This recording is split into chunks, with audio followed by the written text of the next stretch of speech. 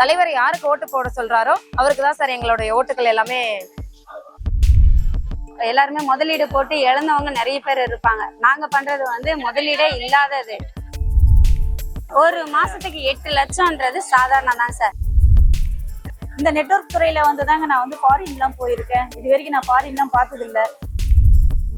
பல கம்பெனில நம்ம வந்து அடி வாங்கியிருக்கோம். சொல்ல போனா நான் பெருசா எதிர்பார்க்குற அளவுக்கு ஒரு லீகலைஸ் ஆகல சார். இன்னும் எல்லாமே வந்து பாத்தீங்கன்னா சட்டத்துக்கு புறமான எல்லாமே ஏமாத்திட்டு போற கம்பெனியா இருக்கு. நெட்வொர்க்கின் மூலமாக செய்யக்கூடிய சேவைகளுடைய சேவை தான் வந்து மக்களை காப்பாற்றும். நெட்வொர்க் மார்க்கெட்டிங் தான் இப்போ ஃபியூச்சர் அப்படின்ற ஒரு தாட் வந்ததுனால இப்போ நான் வந்து இங்க வந்திருக்கேன். மேடம், இப்போ நீங்க இது எதுக்காக வந்திருக்கீங்க? சார் நாங்க ஆல் இந்தியா லெவல்ல நெட்வொர்க் வெல்ஃபேர் அசோசியேஷன் ஒரு விளக்க கூட்டம் நடக்குது சார். அந்த ஃபங்க்ஷனுக்காக வந்திருக்கோம் சார். விளக்க கூட்டத்துல எந்த மாதிரியான முடிவுகள் எடுக்கப்பட உள்ளது சார்? இதுல வந்து எங்க தலைவர் மனோகர் ஐயா அவர்கள் வந்து 3 கோரிக்கைகள் வச்சிருக்காரு சார் அரசாங்கத்துக்கிட்ட. நம்ம போலி நிறுவனங்கள்லாம் வந்து தடை பண்ணணும்னு சொல்லியிருக்காங்க. அதே மாதிரி அங்கீகாரம் பெற்ற நிறுவனங்கள் தான் இருக்கணும் அப்படின்னு சொல்றாங்க. அது மட்டும் இல்லாம அரசாங்கத்துக்கிட்ட வந்து ஓய்வு பெற்ற நீதிபதி தலைமையில வந்து ஒரு ஆணையம் அமைக்கணும் அப்படிங்கிறதுக்காக தான் சார் இந்த கோரிக்கை. இந்த கோரிக்கையில பாத்தீங்கன்னா அரசாங்கம் தலையிட்டு எங்களுக்கான நலத்திட்டங்கள்லாம் செய்யும் போது தலைவர் யாருக்கு ஓட்டு போட சொல்றாரோ அவருக்கு தான் சார் எங்களுடைய ஓட்டுகள் எல்லாமே இருக்குன்னு சொல்றேன் சார். 2026 வந்து எந்த கட்சி ஆட்சிக்கு வரணும், எந்த கட்சி ஆட்சி வரக்கூடாது என்பதை நிர்ணயிக்கக்கூடிய இடத்துல இந்த நெட்வொர்க்கர்ஸ் வெல்ஃபேர் அசோசியேஷன் இருக்கின்றது சார். இந்த நெட்வொர்க் வெல்ஃபேர் அசோசியேஷனோட கோரிக்கையை யார் முன்னிறுத்து எங்களுக்கு வந்து அவங்களுக்கு தான் சார் எங்களுடைய ஒட்டுமொத்த நெட்வொர்க்கர்ஸோட ஓட்டுகளுமே இருக்கும் சார். அவங்களுக்கு தான் நாங்க வாக்களிப்போம் சார். எல்லாருக்கும் வணக்கம் சார். நான் பாத்தீங்கன்னா நான் ஸ்ரீபெரும்புத்தூர் நேட்டிவ். பாத்தீங்கன்னா தருமபுரி டிஸ்ட்ரிக்ட் அனுமந்திட்டன்ற அழகான கிராமத்துல இருந்து வந்திருக்கோம். இங்க சென்னையில நடைபெற நாங்க ஒரு பிசினஸ்க்காக வந்து ஸ்ரீபெரும்புத்தூர் வந்தோம். ஸ்ரீபெரும்புத்தூர்ல இருந்து இங்க முத்தான 3 கோரிக்கையை வச்சு ஒரு விழிப்புணர்வாக ஒரு மாபெரும் பிரம்மாண்டமான ஒரு நிகழ்ச்சி நடக்குது. என்னன்னு பாத்தீங்கன்னா நம்ம தலைவர் மனோகர் ஐயா மூலயமா இது நடக்குது. இவர் ஒரு 17 வருஷமா இதை இயக்கிட்டு இருக்காரு. நான் வந்து நெட்வொர்க்ல வந்து வெஸ்டேஜ் அப்படின்ற ஒண்ணு பண்ணிட்டு இருக்கேன்.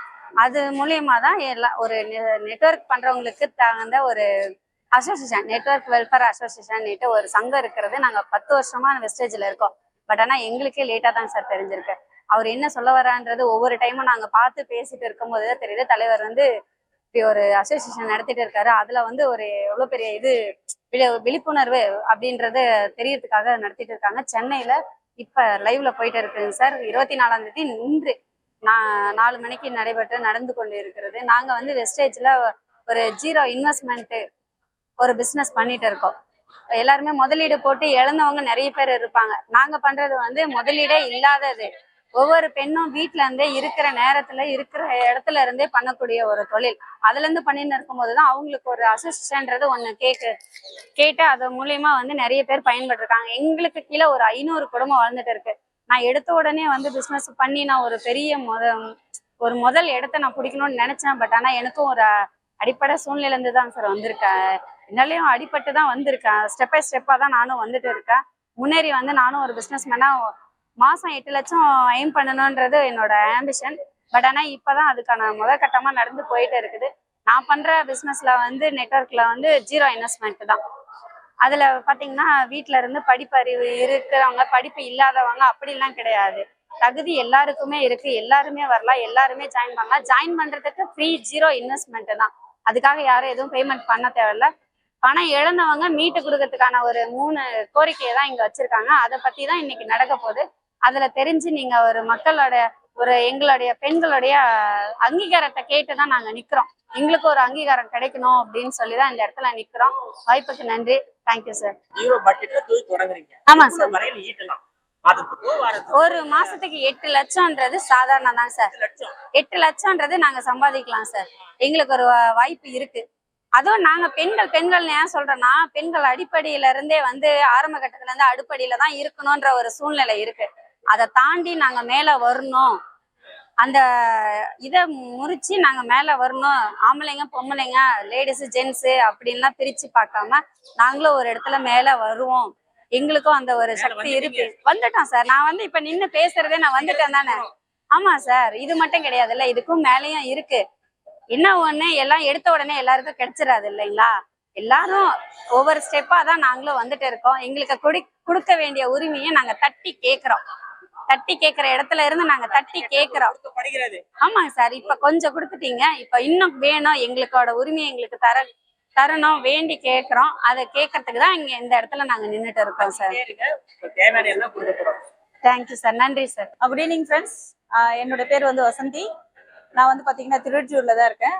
2003ல இருந்து இந்த நெட்வொர்க் துறையில இருக்கேன். எக்ஸலண்டான துறை. நான் கிட்டத்தட்ட பாத்தீங்கன்னா ஒரு 23 வருஷமா இந்த துறையில நான் இருந்துட்டு இருக்கேன்.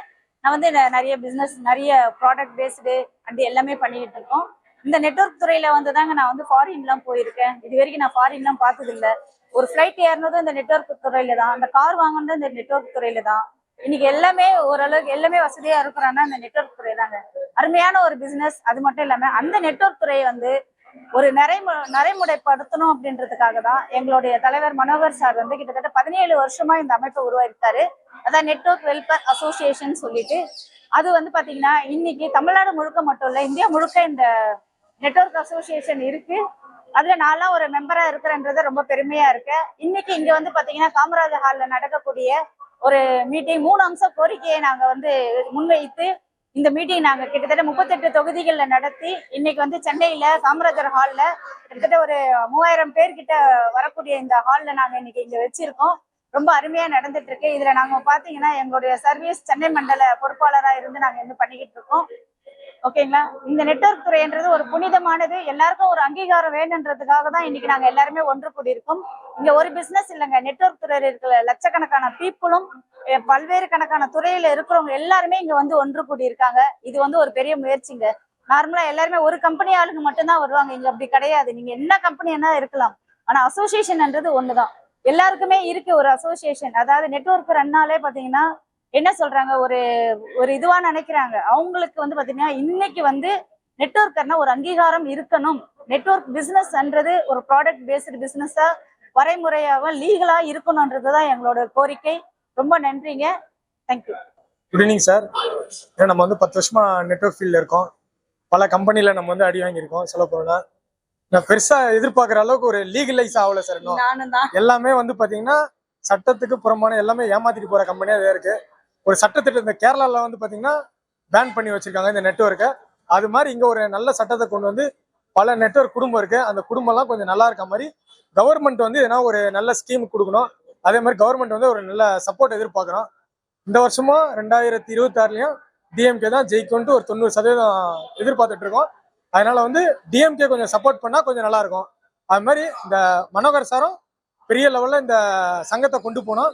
எலெக்ஷன்லாம் அடிச்சு வருஷத்துக்கு ஒரு வாட்டி ஒரு தலைவரெல்லாம் மாத்தி பெரிய லெவல்ல சப்போர்ட் பண்ணணும்னு எதிர்பார்க்குறோம் சார். ஒருவேளை டிஎம்கே சப்போர்ட் பண்ணல அப்படின்ற பட்சத்துல நீங்க யாருக்காக விஜய்க்கு தான் சார் கண்டிப்பா தெரியும். அவர் தான் எதிர்கட்சி தலைவர், வேற யாரும் கிடையாது. இதுதான் சார் விஷயம். இது வந்து எழுதப்பட்ட ஒரு உண்மை. என்ன கோரிக்கை? அதான் சார், இதுக்கு ஒரு சட்ட திட்டத்தை கொண்டு வரணும் சார். அவ்வளவுதான் சார். நெட்வொர்க்கு ஒரு சட்ட திட்டம் கொண்டு வரணும். ஒரு நல வாரியம் மாதிரி வச்சு ஒரு நல்ல சப்போர்ட் பண்ற மாதிரி. இப்ப கவர்மெண்ட் எவ்வளவு சப்போர்ட் பண்றாங்க, இன்சூரன்ஸ் பாண்டுக்கு எவ்வளவு வச்சிருக்காங்க மாதிரி நெட்வொர்க்கருக்கு ஒரு இந்த பிரஸ்காரங்களும் எவ்வளவு சப்போர்ட் பண்ணிட்டு இருக்காங்க சார். அவங்களுக்கு ஒரு ஐடி கார்டை கொடுத்து ஒரு நல்ல வாரியம் வச்சு நல்லா சப்போர்ட் பண்றாங்க. மாசம் மாசம் பேமெண்ட் கொடுக்குற மாதிரி அது மாதிரி ஒரு சப்போர்ட் ஒன்று பண்ணும் சார்.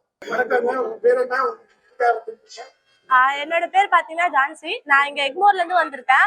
நெட்வொர்க் மார்க்கெட்டிங்ல வந்து நெட்வொர்க் மார்க்கெட்டிங் தான் இப்ப ஃபியூச்சர் அப்படின்ற ஒரு தாட் வந்ததுனால இப்ப நான் வந்து இங்க வந்திருக்கேன். ஸோ ஏன்னா வந்து நிறைய ஃபீல்ட் நான் போய் பார்த்துருக்கேன். ஏன்னா இப்போ வந்து படித்தோம் வளர்ந்தோம் வேலைக்கு போகணுன்றதுக்கு தாண்டி நெட்வொர்க் மார்க்கெட்டிங் வந்து புதுசா எனக்கு வந்து கேள்விப்பட்டு நான் வந்தேன். ஆனா பார்த்தா ஃபியூச்சர் இதுலதான் இருக்குன்னு தெரிஞ்சதுனால நான் இப்ப இது பண்ணிட்டு இருக்கேன். ஸோ நெட்வொர்க் மார்க்கெட்டிங்ல பெரும்பாலும் ஏமாற்று வேலையாவே இருக்கு. நிறைய பேர் பணம் இழக்குறாங்க. இந்த மாதிரி தான் இருக்கு.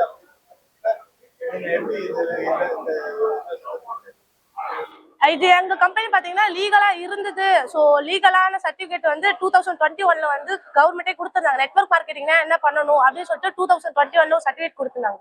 அந்த சர்டிபிகேட் இருக்கிற கம்பெனில ஜாயின் பண்ணலாம். ஸோ அந்த மாதிரி எங்க கம்பெனில இருக்குனால நான் ஜாயின் பண்ணி இப்ப பண்ணிட்டு இருக்கேன். சூப்பரா. அதனாலதான் வந்து நான் இப்ப நெட்வொர்க் மார்க்கெட்டிங் சேர்ந்தேன்.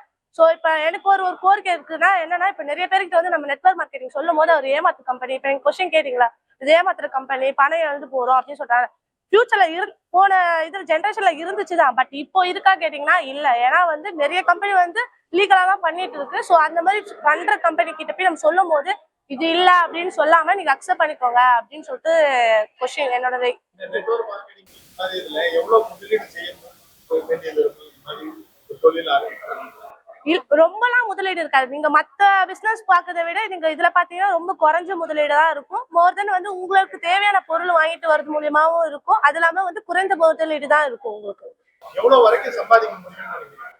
இதுல உங்களோட உழைப்பை பொறுத்து நீங்க எவ்வளவு வேணா சம்பாதிக்கலாம். இவ்வளவுதான் அப்படின்னு சொல்ல முடியாது. ஒரு அளவே இல்லாத அமௌண்ட் வந்து உங்களுக்கு வரும். சரி, இப்ப இந்த மாநாட்டுல என்ன தீர்மானம் நிறைவேற்றிருக்காங்க? முக்கியமா ஏதோ ஒரு கட்சிக்கு ஆதரவு தெரிவிக்கணும்னு சொல்லியிருக்காங்க. எந்த கட்சிக்கு ஆதரவு தெரிவிக்கா நல்லா இருக்கும்னு நீங்க நினைக்கிறீங்க? இப்போதைக்கு எனக்கு நான் பொதுவா எதுவும் சொல்ல முடியாது. ஸோ வந்து என்ன கேட்டீங்கன்னா ஃபேமிலி வந்து என்னோட ஃபேமிலி சைட் பார்த்தீங்கன்னா எப்பவுமே வந்து திமுக தான் போடுவாங்க. ஸோ அந்த இதுல வந்து நான் திமுகவுக்கு சப்போர்ட் பண்ணா நல்லதுன்னு யோசிக்கிறேன்.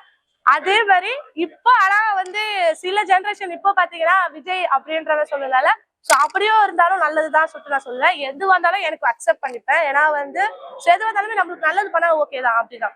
தயவு செய்து அந்த நெட்வொர்க் மக்களுக்கு உபயோகமான பண்ணினாங்களா நெட்வொர்க்கை வந்து கடவுளா கும்பிடுவாங்க. அதனால நெட்வொர்க்ல வந்து மக்களுக்கு பயனுள்ளதா விஷயம் நெட்வொர்க் மூலியமா மக்களுக்கு நல்ல வளர்ச்சியான சமூக யோசனைகளும் ஆலோசனைகள் கொடுத்து அவெல்லாம் ஒவ்வொரு குடும்பத்தையும் வாழ வைக்க வேண்டியது நெட்வொர்க்கின் மூலமாக செய்யக்கூடிய சேவையினுடைய சேவை தான் வந்து மக்களை காப்பாற்றும்.